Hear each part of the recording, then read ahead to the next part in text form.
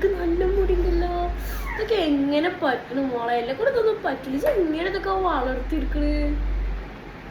ആണോടി, ഇതൊക്കെ എനിക്ക് ജന്മനാ ഉള്ളതാണ്. എന്ത് ചെയ്യാനും മുടിയൊക്കെ കണ്ട് വളർന്നേ. നല്ല അടിപൊളി മുടിയാണ്, എല്ലാരും പറയാറുണ്ട്. മുടി നല്ല ഭംഗിയുണ്ട്, നല്ല രസമുണ്ട്. ഇത് എങ്ങനെ എന്നെ കൊണ്ട് പറ്റണേ? മുടിയിലൊന്നും തൊടല്ലേ, അഴുക്കാം. അപ്പൊ മുടി അങ്ങനെ വളർച്ച കുറക്കാൻ വേണ്ടിട്ട്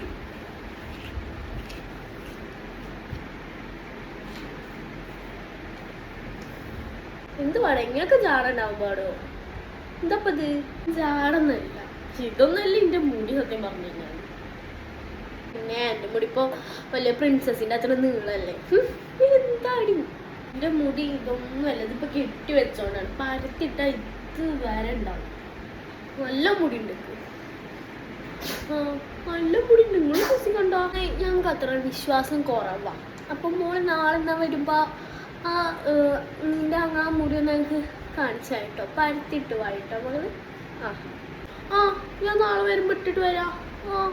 നമുക്ക് ഇതാ, നിങ്ങൾക്ക് വിശ്വാസമായില്ലല്ലോ. ഇതന്നെ മുടി. ഞാൻ നേരത്തെ പറഞ്ഞപ്പോ എന്തെങ്കിലും നിങ്ങൾക്ക് കണ്ടോ?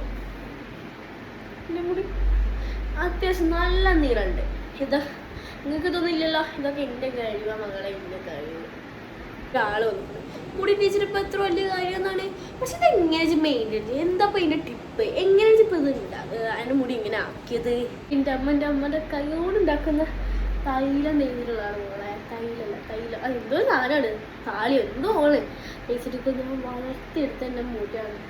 കണ്ടാ? നിങ്ങൾക്ക് ഇത്ര കൂടിയില്ലല്ലോ. ശരിയാ, നോക്കട്ടെ.